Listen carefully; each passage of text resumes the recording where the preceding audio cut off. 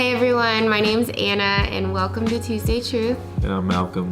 And today we're talking about community and really the importance of community.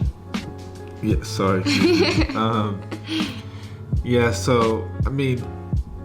It seems like the more technology and the more we have the ability to connect from a distance, the more we distance ourselves and isolate ourselves from one another. And so we live in a time where my wife, she says, like, she hears a lot of people saying, well, I'm good doing me. I can follow God by myself. I can do X, Y, and Z by myself. But the reality is that that's not our nature. Do you want to talk more to that? Yeah, it's not, it goes against our nature. Like, in our humanity, we are relational beings. We crave relationship with one another. Think about the why behind every single social media app that launched. It's because we desire connection to some capacity, but there's a healthy way to do community. So that's really what we're making this Tuesday Truth about, and how we can encourage y'all into healthy community, and calling you up and encouraging, supporting, accountability. And so do you want to break down those three? So any athlete, so I was a basketball player. So for me, I knew that if I wanted to reach my capacity as a basketball player, that I had to be around other hoopers who had similar mindset, similar work ethic, similar values and goals, so that when I was around them, that our behavior mimicked our goals. And so whether you are an athlete or whether you're in school or, in this scenario, we're talking about, pursuing Christ likeness or pursuing a life that satisfies our relationship with God. It's important, just like it is in any sport, to surround yourself with people who have a similar mindset. And so we have a life group that we are a part of, people who are in a similar season that we are in, who we can just come. Did you want to break down the three? I do, but real quick, I want to add on to that analogy of the sports. It's on and off the court. So it's not just your friend group when you see that friend group in that setting. It's who you are in the light and who you are in the dark, or not in the dark, but behind closed doors. Who you are anywhere is who you are everywhere. Exactly, yeah. And just really being true to that. And the healthy community, when done right and when it's in the Lord, you can be your complete self in those spaces and outside those spaces, or even in different spaces. And that is healthy community, because that is when identity is being encouraged, identity from the Lord. And then the three things that Malcolm and I broke down when we were thinking about this message was why community? For understanding. Go ahead. So having a place where we can be understood, and be understood and understand others, and then go ahead. Accountability. See your next one. What was the next one? Accountability and encouragement. Oh, and encouragement.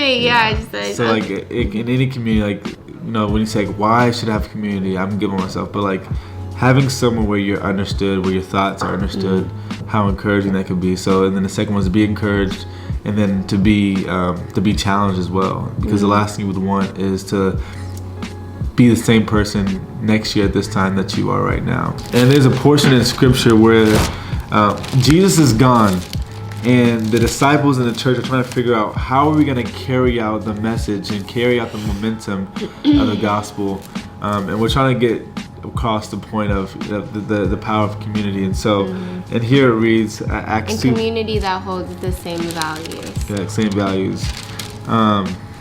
It says, and they devoted themselves to the apostles' teaching and the fellowship, to the breaking of bread, to the breaking of bread. Y'all see what she does to me? To the breaking of bread and prayers, and all came upon every soul, and many wonders and signs were being done through the apostles. And all who believed were together and had all things in common. Yes. Community 101. Yeah. The power of having people with the same mindset, not similar backgrounds, but similar vision, coming together and say, okay, we're going to get this done, and many signs, many wonders being done. And so this doesn't just apply to our walk with God, but just in anything you're trying to pursue in your life. Find people who are like-minded, whether it be business, whether it be school, whether it be ministry, whether it be art or music or film. Did you want to add to that? Going on to what Malcolm's saying too, this is just a universal principle. I personally think it's all universal, but you know, if you want to be a good artist, you're going to surround yourself with artists. If you want to be the most dedicated teacher, you're going to surround yourself with teachers who are walking through the same season and a mentor teacher. If you want to be a person who walks with integrity, you're going to surround yourself with people with integrity and even, you know, someone you look up to, you know, whether that's Jesus or an actual person who embodies Jesus. And sorry. No, you're good, go. I was saying next week we're going to be talking about the importance of having a Timothy and a Paul. So when we say Paul, we're talking about someone who's pouring into you, someone that's a mentor, someone who you can look up to, say, dang, he or she's been gone before me and I can learn from him or her. And then having a Timothy, someone who you're pouring into, that's looking up to you because you have gone above them, ahead of them a little bit. And so that's coming next. And like, I think this has to be clear, is that we are not saying, we don't think it's healthy just to be around people who think just like you. Like, that's not healthy. You don't grow that way. You need to be around people who think differently, believe differently than you. Jesus you did do. it too. And so we're by no means saying to surround yourself with people who are just like you, because it is important to be able to learn and to understand without trying to go to a conversation with just trying to win people over, but just saying, I'm here to listen and the hope, and to encourage. And so, we'll talk about that next week, because between being Paul, Timothy, where's my role with being Timothy and Paul, you know, we're both messing up. Some encouragement to leave y'all with: pray for community. If you feel like you're lonely, there's a difference between being lonely and being alone, and in solitude. But pray for community, even if it's just one friend, even if it's one person that you look up to and having access to them to be poured into. I mean, community, there's such a multitude of community, but pray for that, ask God for that, and even ask specific places like where God and who, or have I already crossed paths with this person? So and sometimes like God is really trying to, like, if you're somebody, I've tried, I've prayed for community, I've prayed for these things, or put myself out there. Like sometimes God just wants to establish a relationship between you and him alone, and like he wants you to be his first love, and from that will come community. But like that could be the case as well. Be patient, love the Lord, ask for community, ask for a brother, ask for a sister to walk with, and he'll provide. He will.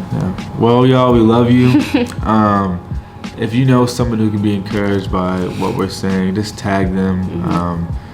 And if you have any questions, you can always DM us. If you need any prayer, you can always DM us. But other than that, we'll see you next Tuesday. My wife is off this week for fall break. So y'all be praying for her. I'm to resting. rest. Peace.